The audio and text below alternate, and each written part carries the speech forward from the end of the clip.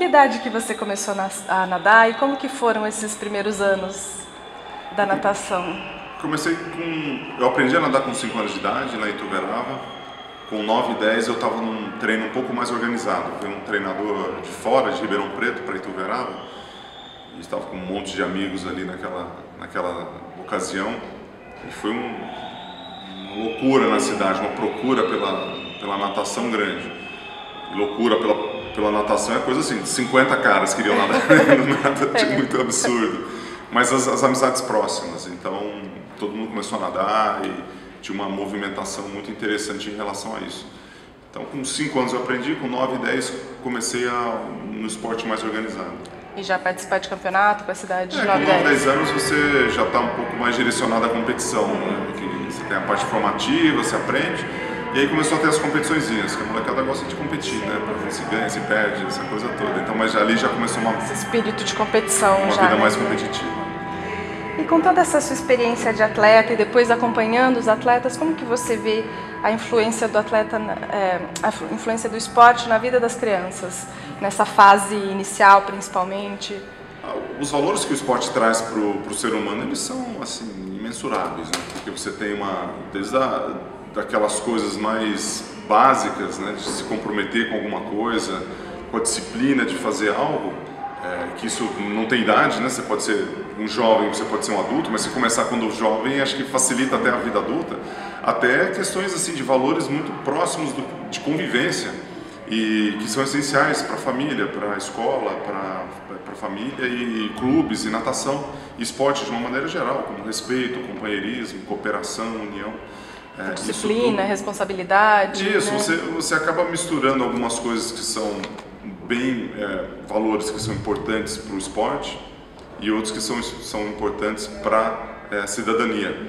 Então você aprender respeito dentro da água é uma coisa muito legal, né? Quando você está treinando junto, competindo junto, respeitando o adversário, quando você tem que se comprometer com o horário de trabalho, o horário do treino. Então você começa desde cedo a criar uma rotina e utilizar de todos esses recursos, esses valores que você desenvolve, mesmo meio sem saber. Você empreende o próprio corpo, você se torna um empreendedor.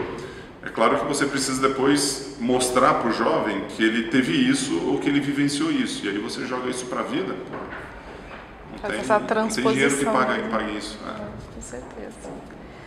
Então você acredita que os benefícios vão bem além da saúde, qualidade de vida, mas envolve toda essa transposição dos valores para um universo maior de disciplina, e o jovem, a criança que pratica atividade física, mesmo que ela não venha a ser competitiva, ela tem uma oportunidade de vir a ser um adulto não sedentário, né? Um adulto ativo fisicamente, e isso significa que você vai viver mais e viver melhor. O alto rendimento ele é um pouco questionável, né? Porque o esforço físico da pessoa já formada e o excesso de atividade que a gente faz para chegar no nosso limite tem que ser muito bem acompanhado para ter as questões de saúde ali, de lesão, muito próximo do que você está fazendo ali. Então, não comprometer a articulação, o impacto, a musculação é muito exagerado, né, para você chegar no alto rendimento. Então você tem 2 momentos ali, de formação e de competição, né, que é o desenvolvimento da base e depois do alto rendimento. Isso tem que ser muito bem acompanhado para você também não ter problemas no futuro. E para um atleta de alto rendimento, que fatores que você acha que são importantes para ele conseguir chegar nesse topo do esporte? Talvez os ingredientes eles sejam os mesmos ao longo da vida toda, de um aluno que está aprendendo a nadar ou de um atleta que está competindo numa Olimpíada. Os ingredientes eles são os mesmos até de uma pessoa que não sabe nadar, um adulto que quer vir a fazer uma atividade física aquática, perder peso, ganhar massa, seja lá qual for o objetivo. Os ingredientes são os mesmos, do trabalho que vocês exercem, estão ali. Talvez em algumas fases você tenha esse ingrediente um pouquinho mais importante do que o outro. Talvez a disciplina no início ele seja tem um foco muito grande, e depois isso no alto rendimento já foi construído, né? Você tem que ser disciplinado, senão você não ganha a sua medalha, né? Talvez o jovem não entenda muito isso. A confiança ela ser colocada de alguma forma bem estruturada ao longo dessa vida. O reconhecimento, que no esporte de formação ele pode vir de várias formas, né? Desde algodão doce, pizza, uma medalhinha por participação, uma maçã, uma banana, um abraço, né? Uma balinha, sei lá, uma premiação, uma recompensa, até uma medalha olímpica, que é um reconhecimento de um trabalho. Mas o abraço, às vezes, faz muito mais sucesso do que a medalha, né? Porque às vezes a gente está muito focado no tempo e na colocação. E dependendo da faixa etária que você está, os valores são outros. Você não precisa ter a medalha. É até legal ter a medalha, que entra coisa, sai coisa, a medalha sempre vai ser um sucesso. Mas ao longo da vida você tem ingredientes que são muito parecidos, são os mesmos talvez, só que um ou outro que mais importante, que precisa dar uma dosezinha um pouco maior naquele momento específico. E quais foram os maiores desafios que você enfrentou para se tornar um atleta campeão, assim, que você vê ao longo da sua trajetória? Você tem um desafio de estrutura, de apoio financeiro muito grande, principalmente no início do trabalho. Onde treinar, como treinar, quem vai ser seu treinador ou a pessoa que está envolvida ali. Porque nem todos têm as mesmas oportunidades, e quando você tem uma oportunidade de estar num lugar adequado para o seu desenvolvimento, isso você tem uma vantagem sobre outros alunos ou outros atletas. Então esse talvez seja um desafio que eu não senti, né? Eu não tive um desafio tão grande porque meus pais tinham recurso e tinham uma ajuda muito grande. Então eu vejo isso como um desafio de forma geral, não um específico que eu tive, né? Porque quando eu estava em Tuverava, meus pais me apoiaram, consegui ir para São Carlos, fui para São Paulo, fui para Pinheiros, nadei dos melhores clubes de São Paulo, e consegui ter um desenvolvimento aí. Trabalho, talento e atitude ali para conseguir desenvolver. Mas talvez o mais difícil, tendo as oportunidades certas, conseguindo dar os passos necessários dentro do esporte de alto rendimento, de base de alto rendimento, talvez encarar a rotina seja o desafio maior que todos os atletas enfrentam. Porque a rotina, que tem a ver com a disciplina também, né? Você tem uma rotina diária ali que é muito importante, você tem que ser disciplinado, por outro lado, para enfrentar essa rotina de maneira adequada. E a hora que você entra na rotina de acordar, treinar, acordar, comer, dormir, você entra com uma disciplina de alimentação, que é importante, de descanso, que é fundamental, de estudo, que não pode parar de estudar para fazer a parte de esportes, né? A não ser que você esteja no alto rendimento e profissional dentro da área.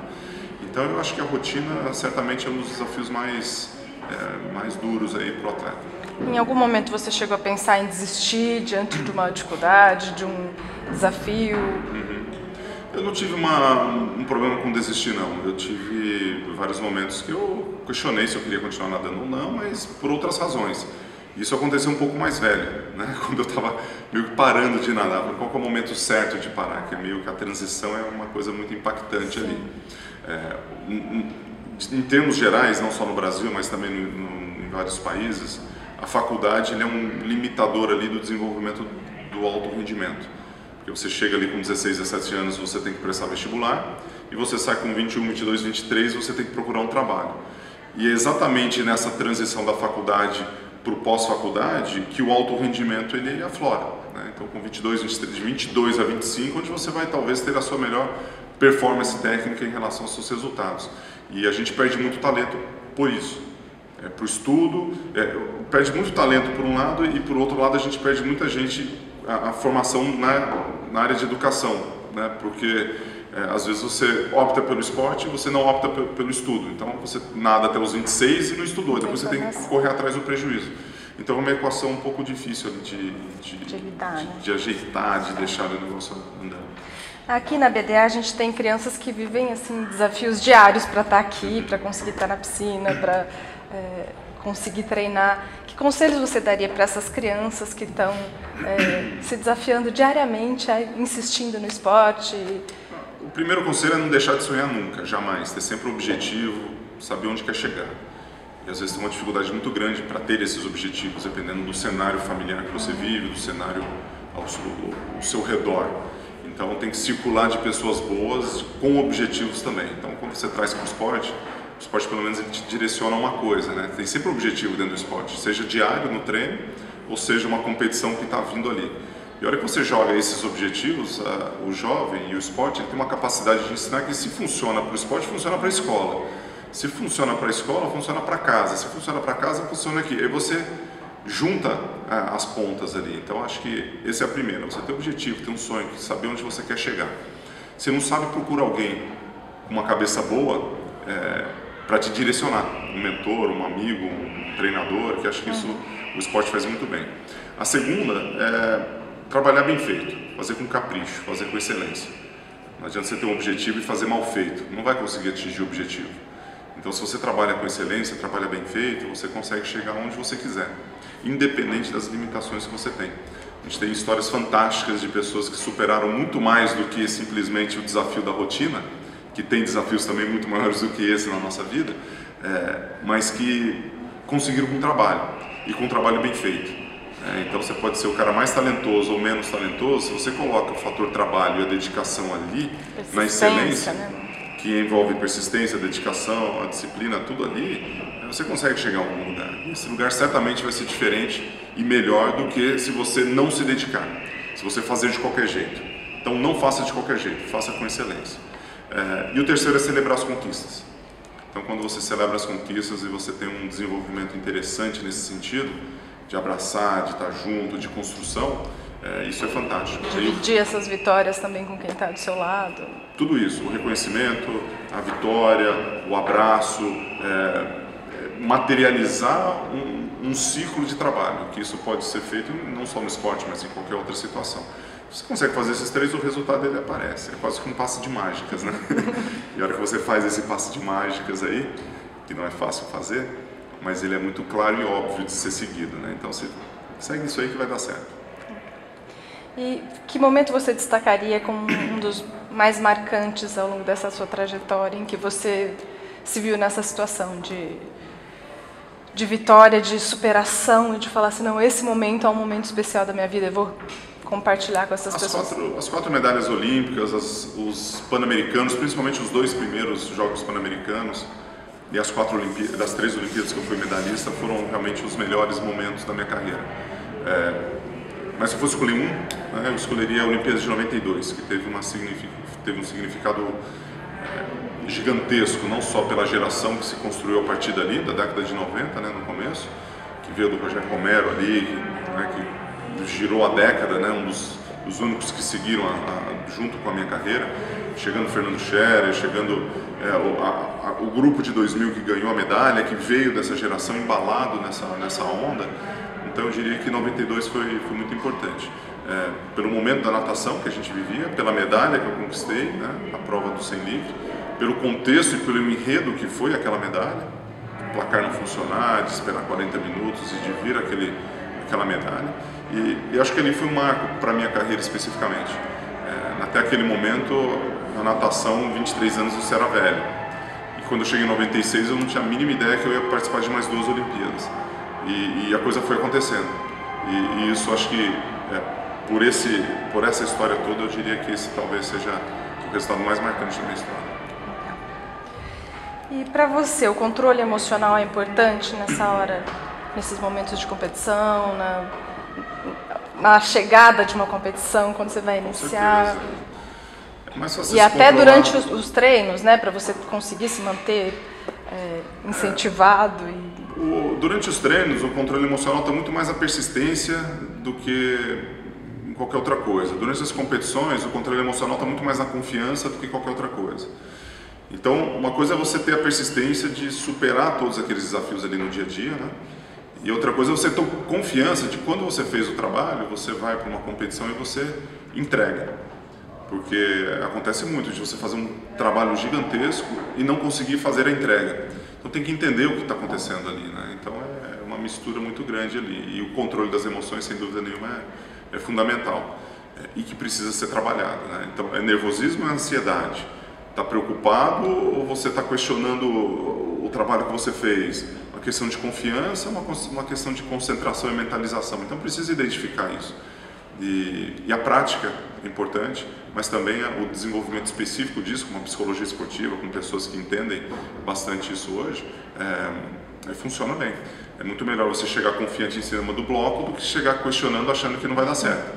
Então você já vê 2 pessoas, uma vai nadar para ganhar, a outra vai nadar para perder. E o resultado vai sair melhor para quem vai nadar para ganhar, certamente. E você tem alguma dica para quem está enfrentando uma competição? Você tinha alguma técnica que você usava para ficar menos nervoso ou não?